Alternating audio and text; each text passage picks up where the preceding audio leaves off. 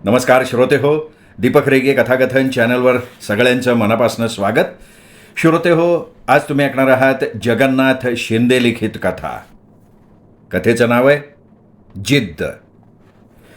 मला इंग्रजी अजिबात येत नाही, पण माझ्या एका कथेवर मला इंग्रजीतनं मेसेज आला, फार मोठा. पहिल्या ओळीचा कसा तरी अर्थ लागला, कथा आवडली, कळलं. पुढचं वाचायला जमेना. कोणाकडून तरी वाचून घेऊ असं मनाशी ठरवून मेसेज पाठवणाऱ्याला केवळ आभारी आहे असं मराठीतून कळवलं. पुन्हा त्याच्यावर भली मोठी प्रतिक्रिया. मेसेजच मला वाचता आला नव्हता, तर आता मी काय त्याच्यावर मेसेज पाठवणार. मी फोनच लावला. बराच वेळ रिंग वाजली, फोन कोणीही घेतला नाही. पुन्हा मेसेज आला. मी माझ्या ऑफिसमधल्या सुपरवायझरला बोलवलं, त्याच्याकडून मेसेज वाचून घेतला. कथेवर प्रतिक्रिया चांगली होती, एखाद्या समीक्षकानं समीक्षण करावं तशी.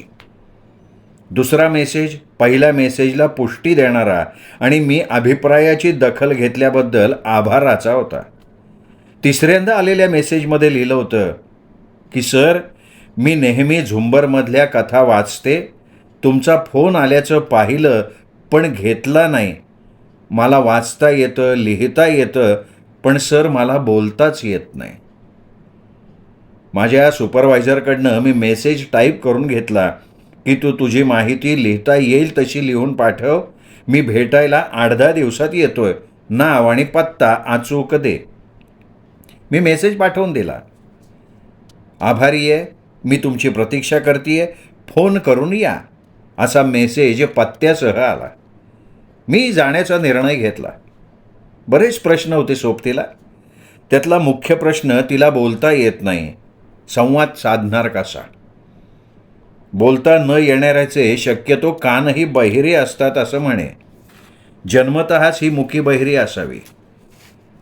तिने पाठवलेल्या मेसेजमध्ये बुद्धिमत्तेचं तेज प्रत्येक शब्दात होतं. ते कसं काय? ही शिकलेली असेल का? ती नेहमी कथा वाचते त्याचा परिणाम असेल का? हिचं वय काय असेल? ही विवाहित असेल का? हिच्या घरी कोण असेल? मी दिलेल्या पत्त्यावर विचारत गेलो. यादव गोपाळ पेठेतल्या तिच्या घरी जाऊन पोचलो. येण्याची वेळ मी दिली होती, त्यामुळे ती घरीच होती. तिने माझं मुक्याने स्वागतही केलं. निसर्गाची फार मोठी किमया मी पाहत होतो. तिला देवानी मुकी केली होती, तिच्यावर अन्याय केला होता, पण तिला सौंदर्य मात्र भरभरून दिलेलं होतं. खानदानी सौंदर्य म्हणतात ना, त्याचं दर्शन मला झालं. गव्हाळी रंग, काळे लांब केस, भरपूर उंची, डोळ्यात तेज, बोलके डोळे, जणू बोलण्याचं काम डोळेच करतायत. नाक टोकदार, पाहणाऱ्याच्या थेट काळजात शिरणारं. वय 25च्या दरम्यान. चहा झाला. आत्तापर्यंत तिची आई आणि ती माझ्या समोरच्या खुर्च्यांवर बसलेल्या. आईनेच बोलायला सुरुवातही केली. तुम्ही वेळ दिलेली होती, पण हिची किती धावपळ. वाटलं नव्हतं हो तिला तुम्ही याल असं. मी आत्तापर्यंत बसल्या बसल्या बैठकीच्या रूमचं निरीक्षण केलं. टापटीप. टिपॉयवर ग्लास, तांब्या, फुलदाणी, एका भिंतीला काचेचं शोकेस, त्यात अनेक सन्मानचिन्ह, मानपत्र, काही फोटोमध्ये ती होती. हे सगळं आमच्या इंदुमतीने मिळवलंय बरं, आईने गौरवाने सांगितलं. ती पुढे बोलत राहिली. 10वीच्या बोर्डात मुलींमध्ये 5वी आली, 12वीला 3री आली, खेळात तर राज्यात 3दा आली. हो, मला आश्चर्याचे धक्केच बसत होते. हातापायांनी आधू, डोळ्यांनी अंध अशी माणसं रस्त्यावर, मंदिरासमोर, एस टी स्टँडवर भीक मागताना आजवर मी पाहिलेली. तर म्हणे पुस्तकं वाचनाचा तिला फार छंद आहे. वाचनालयातून मोठमोठी पुस्तकं आणते, खूप वाचते. अत्रे, खांडेकर, फडके, कानेटकर, खानोलकर या लेखकांची तर ती भक्तच आहे. तिची आई अभिमानानं सांगत होती. पुढे म्हणाल्या त्या की तुमच्या अनेक कादंबऱ्या तिने वाचल्या आहेत, रविवारच्या ऐक्याची तर प्रतीक्षाच करत बसलेली असते. मला हा आणखीन एक धक्का. अहो, निबंध लेखनाची अनेक बक्षिसं मिळाली आहेत तिला. इंदुमतीच्या मानचिन्हांनी शोकेस खचाखच भरलेलं होतं. तिच्याविषयी बरीचशी माहिती तिच्या आईकडून मिळाली. आता खरं तर मला इंदुमतीशी बोलायचं होतं. ती घरात इतरांशी कसा संवाद साधते ते जाणून घ्यायचं होतं. मी मुद्दाम तिला उद्देशून प्रश्न केला, इंदुमती, आता तू काय करतेस? ती उठली, टेबलावरचं पॅड घेऊन आली. त्या पॅडला कोरे कागद लावलेले होते. त्याच्यावर तिने लिहिलं, MPSCचा अभ्यास. MPSC? मीच ओरडलो. एक मुकी तरुणी MPSCचा अभ्यास करतेय. फार नवल होतं ते. हो, MPSC, तिने लिहिलं कागदावर. कोण व्हायचंय तुला? MPSC झाल्यावर मला कलेक्टर व्हायचंय. अरे, मी दचकलो, अक्षरशः घाबरलो, ओरडलो. तेवढ्यात इंदुमतीची आई चहा घेऊन बाहेर आली. म्हणाली, अहो, मी म्हणतेय लग्न कर, बास झालं आता शिक्षण. एक तर हिला बोलता येत नाही, पण ही ऐकेल तर ना. आई, मला जगाला दाखवायचंय, अपंग असले तरी मी मनाने कर्तबगारीने अपंग नाही आहे. तिने भराभरा कागदावर लिहिलं. तिचं अक्षर सुंदर होतं. तिचं ऐकून मी सुद्धा आता अपंग ठरत होतो.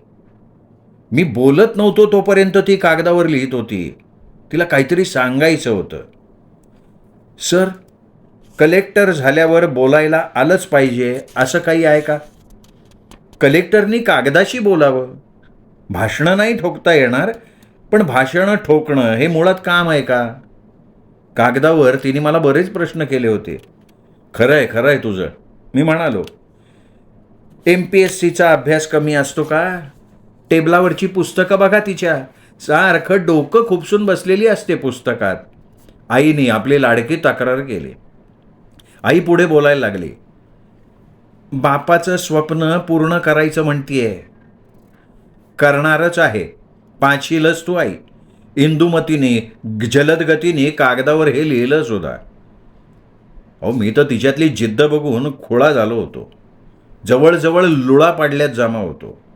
अहो, आम्ही धडधाकट साध्या थंडी तापाचं कारण करतो, परिस्थितीला शिव्या घालतो. कोणा घरी अपंग जन्माला आला किंवा अपघाताने अपंगत्व आलं तर कुटुंबापासून समाजापर्यंत त्याला दुय्यम स्थान दिलं जातं. पाहण्याचा दृष्टिकोनच बदलतो. मी विचारलं, इंदुमतीचे वडील? ही 10वीत होती तेव्हा ते गेले. आणखीन एक धक्का. म्हणजे माऊलीने आपल्या मुक्या मुलीसाठी केवढा मोठा त्याग केला होता. किती कष्ट घेतले होते तिने. पण मुलगी सुद्धा जिद्दीच होती नाही का? मी विचारलं, कसे गेले ते, आजारी होते का? तर त्या म्हणाल्या, अहो, ही 10वीत होती, सकाळी क्लासला जायची. तिचे पप्पा तिला स्कूटरवरनं सोडायला जायचे. त्या दिवशी तसेच निघाले होते आणि दैवानी घाला घातला हो. एका ट्रकनी धडक दिली, जाग्यावर गेले. फार वाईट झालं. पण मग त्यावेळी हिला काही लागलं वगैरे नाही? ही लांब जाऊन पडली, थोडंसं खरचटलं होतं, पण हिची वाचा गेली त्या अपघातात. म्हणजे ही जन्मतः ही नव्हती जन्मतः मुकी. सारखी चिवचिव करायची. फार बोलकी होती हो. आवाजसुद्धा गोड होता हिचा. सुगम संगीत हिचं आवडतं. वरच्या कप्प्यात जी मानचिन्ह दिसत आहेत ना, ती हिला गायनात मिळाली आहेत. किती क्रूर डाव साधला होता नियतीने. अनेक कलात नैपुण्य असलेली मुलगी तिची वाचाच काढून घेतली होती. खूप उपचार केले हो आम्ही. मुंबई, पुणे, बँगलोरपर्यंत डॉक्टर झाले. MRA क्लिअर, कुठेही दोष नाही. पण हिची वाचा गेली ती गेलीच हो. एक माता गहिवरली होती. तिचे पप्पा जिल्हा परिषदेत शिक्षणाधिकारी होते, फार बुद्धिवान. कलेक्टर करण्याचं त्यांचं स्वप्न.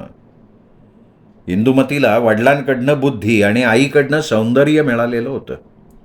आम्ही बोलत असताना इंदुमतीने कागदावर काहीतरी लिहिलं. माझ्या हातात तो कागद दिला. लिहिलं होतं, सर, अपंग माणसं मनानं अपंग होतात, खचून जातात. त्याला कारणं 2. एक कुटुंब आणि दुसरं कारण शिक्षक. हे त्यांच्यात आत्मविश्वासच निर्माण करत नाहीत. सुदैवाने मला माझी आई चांगली मिळाली. तुम्हाला इथे बोलवण्यामागचा हेतू एकच आहे. तुम्ही लिहिताना तुम्ही माझ्यावर लिहा.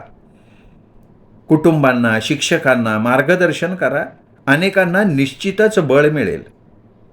मी तिने लिहिलेलं वाचलं आणि हसत म्हणालो, कलेक्टरीण बाई, तुम्ही कलेक्टर झाल्यावर अपंगांसाठी काय करणार? तिने भराभरा कागदावर लिहिलं, अपंगांसाठी कार्यरत सगळ्या संस्थांना विशेष अनुदान देईन. अपंगांच्या कुटुंबियात आणि अपंगात जिद्द निर्माण करीन.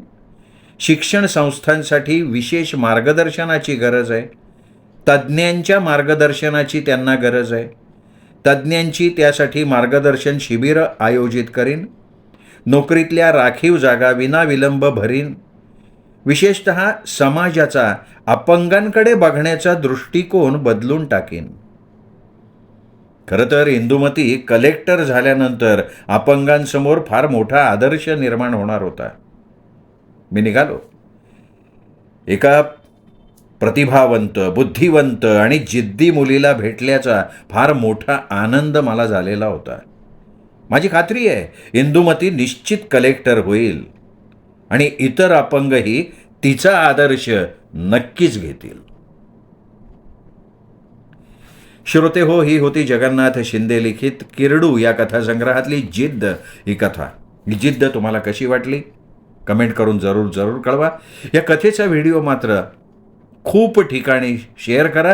ही जिद्द सर्व मुलामुलींमध्ये निर्माण होण्यासाठी ही कथा सर्वदूर पोहोचणं अतिशय गरजेचं आहे असं माझं मत आहे. नमस्कार.